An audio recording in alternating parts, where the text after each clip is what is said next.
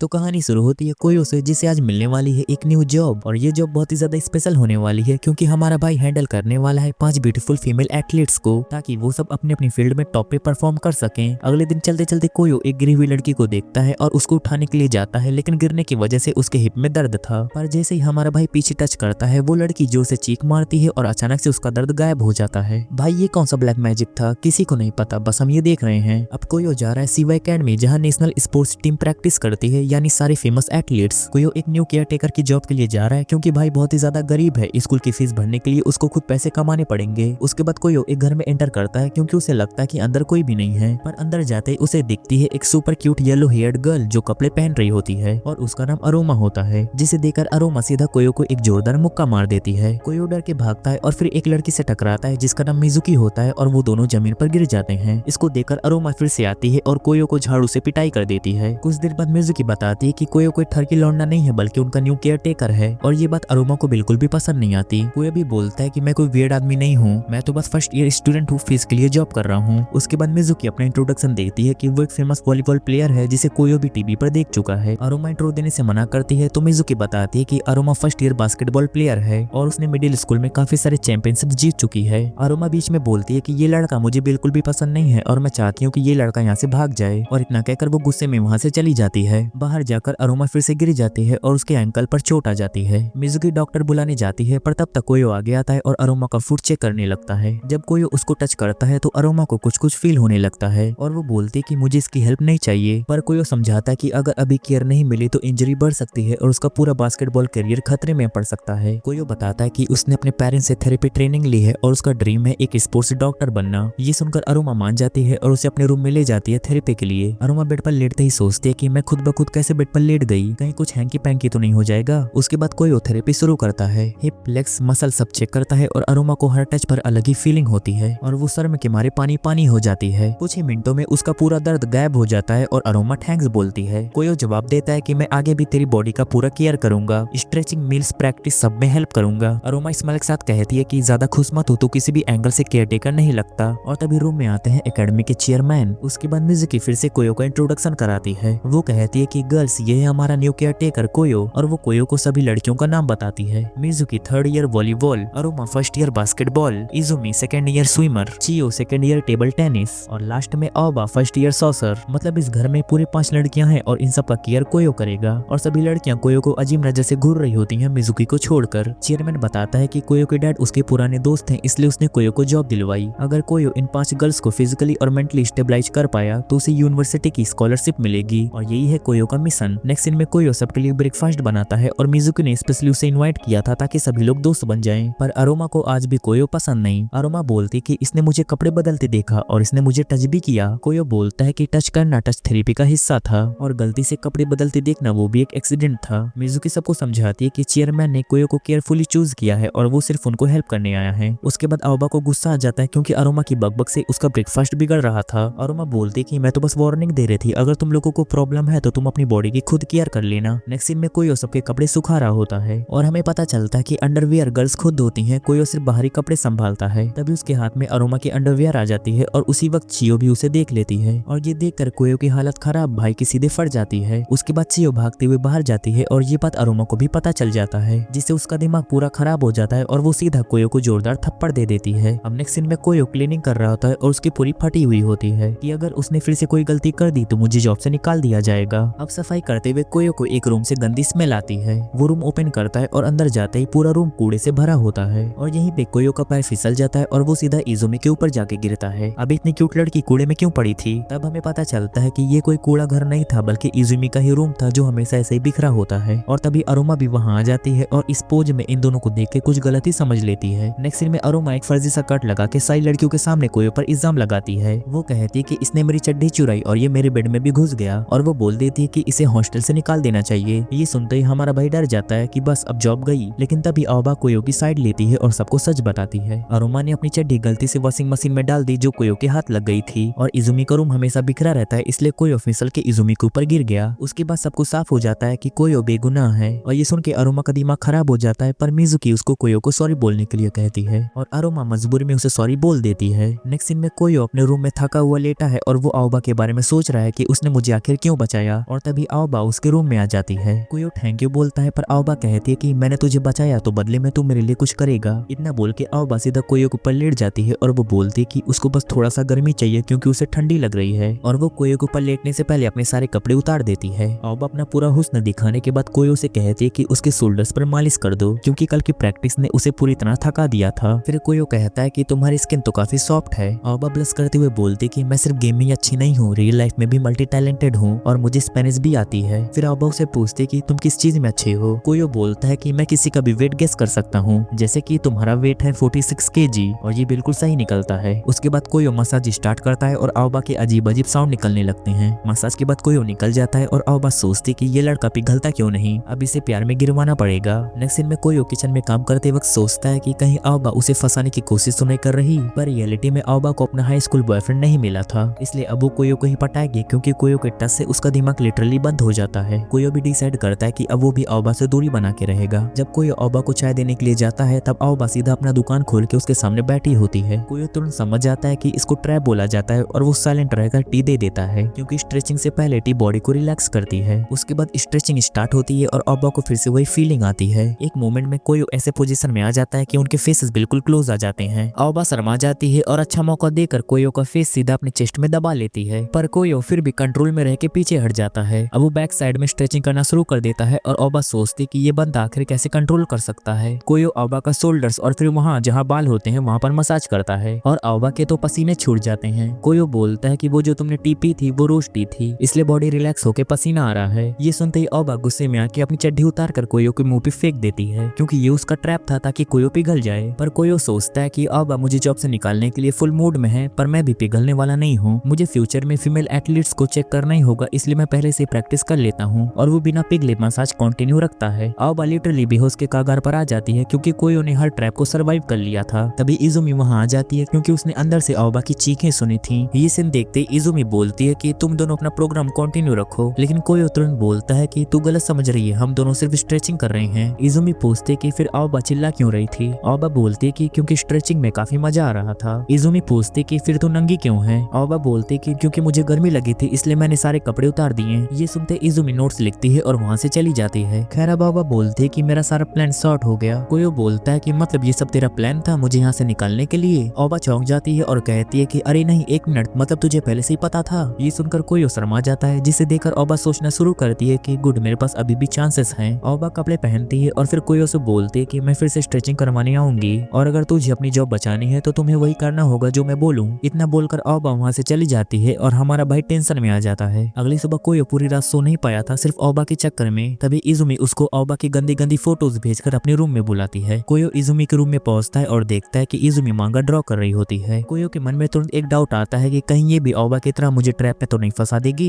Izumi पूछती कि तू ठरकी लौंडा है क्या, अभी तुझे सिर्फ एक ही दिन हुआ है और तू आओबा के साथ गुलगुलू करना शुरू कर दिया। कोयो तुरंत बोलता है कि अरे नहीं, मैं तो सिर्फ स्ट्रेचिंग कर रहा था। पर इजुमी नहीं मानती और वो पूछती कि तू आओबा के इतने ज्यादा करीब कैसे आ गया, तुम लोग एकदम रोमांस मूड में चले गए थे, कौन सी टेक्निक यूज की। कोयो बोलता है मैंने सिर्फ मसाज की थी। पर इजुमी को यकीन नहीं होता और वो कोयो की सीक्रेट टेक्निक सीखना चाहती है, इसलिए कोयो डिसाइड करता है कि वो उसे मसाज करके टेक्निक सिखाएगा। ये सुनते ही इजुमी की फट जाती है और वो कहती है कि ये लड़का तो फुल ठरकी लग रहा है। कोयो पूछता है कि तुम मेरी टेक्निक के बारे में इतना ज्यादा क्यों जानना चाहती हो। इजुमी बोलती कि क्योंकि मुझे अपनी रोमांटिक मांगा में लिखने में हेल्प मिलेगी और मैं जल्दी स्विमिंग छोड़कर मांगा आर्टिस्ट बनना चाहती हूँ। ये सुनते ही कोयो का दिमाग हिल जाता है क्योंकि चेयरमैन ने उसे बोला था कि कोयो को 5 लड़कियों को ग्रेजुएट करवाना होगा वरना मेडिकल स्कूल का एडमिशन कैंसिल। इसलिए कोयो पूछता है कि तुम स्विमिंग क्यों छोड़ना चाहती हो। इजुमी बोलती है कि स्विमिंग के लिए मैं ठीक नहीं हूँ, बचपन में चेयरमैन ने मुझे जबरदस्ती टीम में डाल दिया था पर मैंने अब तक एक भी कंपटीशन नहीं जीता। वो बोलती कि मैं प्रैक्टिस अच्छी करती हूँ लेकिन कंपटीशन आते ही हक देती हूँ, पर मुझे स्विमिंग बहुत पसंद है, अगर कल नहीं जीती तो मैं स्विमिंग क्विट कर दूंगी। इजुमी इतना ज्यादा ऑनेस्ट होकर बात करती है कि वो खुद भी नर्वस हो जाती है। कोयो सोचता है कि इसको स्विमिंग पसंद है, मुझे कुछ करना पड़ेगा। कोयो पूरी बात मिजुकी को जाके बताता है और मिजुकी बोलती कि उसने कंपटीशन नहीं जीता लेकिन उसने कई रिकॉर्ड्स स्कूल के तोड़े हैं। अगले दिन कोच इजुमी को मोटिवेट करता है कि आज तो पक्का जीतेगी, पर कोच के जाते ही इजुमी फिर से हार मान लेती है और कहती है कि आज मैं फिर से हारूंगी। लेकिन हम देखते हैं कि कोई उसको सपोर्ट करने के लिए आ गया है। इजुमी लॉकर रूम में जा रही होती है कि तभी कोई उसके पीछे आता है और बोलता है कि हार मानना जल्दी होगा, मैं तेरे लिए मसाज ऑयल लेकर आया हूँ। ऑयल की बोतल की वियर्ड शेप देखकर इजुमी की फट जाती है। लॉकर रूम में कोई इजुमी को सिर्फ चड्डी और ब्रा पहनने के लिए कहता है। इजुमी शर्मा जाती है और कहती है कि मेरे पास एक्स्ट्रा कपड़े नहीं हैं। कोई कहता है कि कोई बात नहीं, वैसे भी मैं मसाज ही कर दूंगा। इजुमी बोलती है कि मैं आओबा की तरह अपनी बॉडी नहीं दिखाने वाली। कोयो बोलता है कि तुम लोग मुझे ठरकी समझते हो क्या। मसाज स्टार्ट होने से पहले इजुमी पूछती कि ऑयल क्यों लगाना है। कोयो बोलता है कि इससे नर्व्स रिलैक्स होते हैं। मसाज शुरू होती है और इजुमी को भी वही फैमिलियर फीलिंग आ जाती है। कोयो बोलता है कि अब मैं प्रेशर पॉइंट प्रेस करूंगा जो हाथ पैर और सर में होते हैं, इससे बॉडी रिलैक्स होती है। लेकिन उससे पहले इजुमी को अपना दिमाग खाली करना पड़ेगा जो वो कर नहीं पा रही। कोयो बोलता है इसका एक एडवांस तरीका होता है कंसेप्शन वेसल, पर ये थोड़ा डेंजरस होता है। इजुमी झट से घबरा जाती है क्योंकि भाई साहब सीधा उसके चेस्ट एरिया प्रेशर पॉइंट्स की बात कर रहा था। उधर कोच और प्रिंसिपल कॉन्फिडेंस में बोल रहे होते हैं कि आज इजुमी ही जीतेगी। प्रिंसिपल पूछती है कि इजुमी कहाँ है। कोच बोलता है कि उसका केयर टेकर कोयो उसको तैयार कर रहा है। प्रिंसिपल का चेहरा एकदम चमक जाता है, शायद वो कोयो को पहचानती हो। इधर इजुमी को अपनी वास्तविक कहानी बताने का मन करता है। वो बोलती है कि बचपन से स्विमिंग काफी पसंद थी, लोगों ने बहुत ही ज्यादा तारीफ की, सेम क्लास में रिकॉर्ड तोड़े, पर यही प्रेस धीरे धीरे प्रेशर बन गया। सभी लोग सोचने लगे कि मैं वर्ल्ड चैंपियन बनूं और इसी प्रेशर ने मुझे जीतना ही बंद करा दिया। अब मुझे स्विमिंग से खुशी नहीं मिलती, इसलिए मैं उसे क्विट करना चाहती हूँ, पर मेरा मन नहीं मानता। इजुमी रोते हुए बोलती है कि इसलिए मुझे आज मसाज कर दो ताकि मैं अपना बेस्ट दे सकूं। कोयो भी जिम्मेदारी ले लेता है क्योंकि उसको भी तो मेडिकल स्कूल में एडमिशन पाना है और अब कोयो इजुमी के चेस्ट के पास वाले प्रेशर पॉइंट्स को प्रेस करने जा रहा है। खैर आओबा कोयो को बोलते कि वो पीछे हट रहा है, उसको फुल डेडिकेशन से मसाज करनी चाहिए और ये बात वो खुद शर्मा शर्मा कर बोल रही थी। अब इजुमी जीतने के लिए कुछ भी करेगी, इसलिए कोयो भी अपनी मॉम की सिखाई हुई टेक्निक याद करता है बॉडी की मसाज कैसे करनी है। फिर भाई रियल वाली मसाज स्टार्ट करता है, बॉडी पर पूरा ऑयल लगा देता है। ये देखे इजुमी बोलते कि अरे मेरे पराठा बना रहे क्या, बट अब कोयो इंटेंस मसाज शुरू करता है, वो भी चेस्ट पर। और ये वाला सीन मैं तुम्हें नहीं दिखाने वाला क्योंकि भाई मुझे भी 2 पैसे कमाने हैं। मसाज से इजुमी को काफी मजा आता है और वो अपने आप को पूरी तरह कोयो के हाथों में छोड़ देती है। मसाज खत्म होने के बाद इजुमी फुल जोश में आ जाती है और कहती है कि आज तो मैं ही जीतूंगी। लेकिन इजुमी को कोयो से एक फेवर चाहिए, अगर वो आज जीत गई तो कोयो उसकी फिर से मसाज करेगा और हमारा भाई तुरंत मान जाता है और वैसे भी ये मौका कौन छोड़ देता। मसाज के बाद इजुमी नहाने जाती है तो कोयो रूम के बाहर आ जाता है। वहीं पे उसे वाइस प्रिंसिपल मिलती है और वो पूछती है कि अंदर से इजुमी की चिल्लाने की आवाज क्यों आ रही थी। कोयो बोलता है कि मैं तो उसकी मसाज कर रहा था।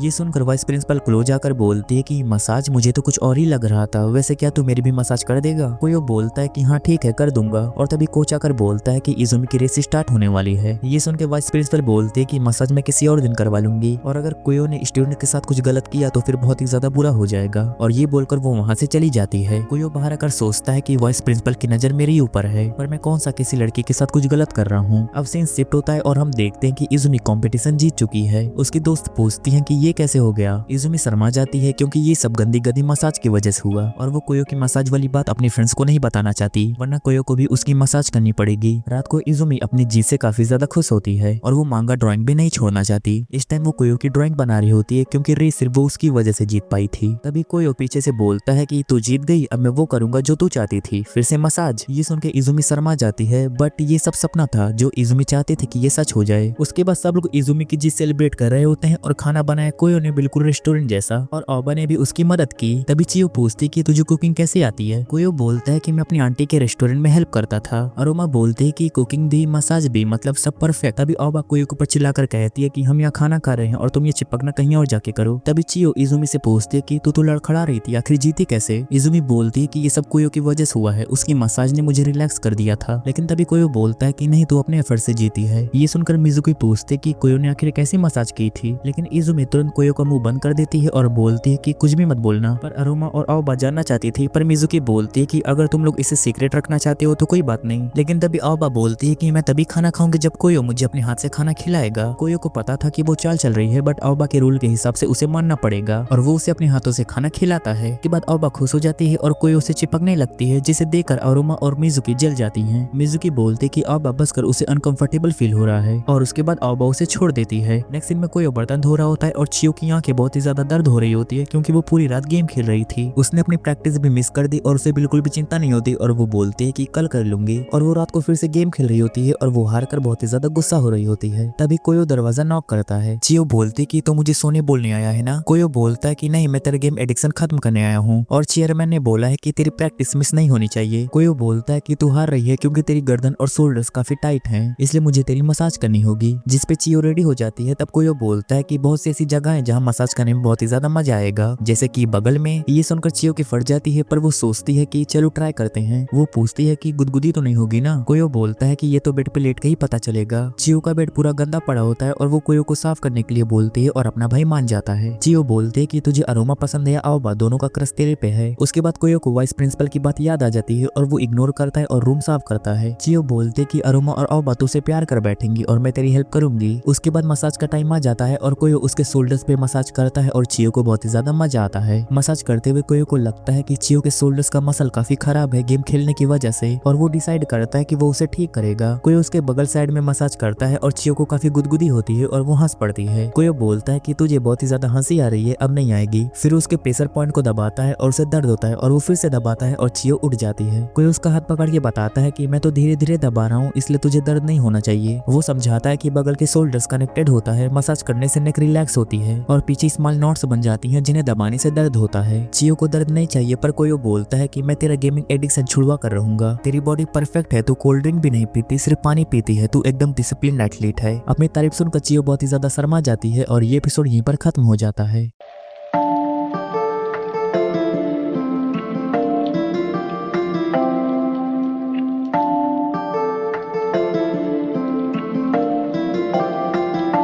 迷い込んだその先には全部の時間が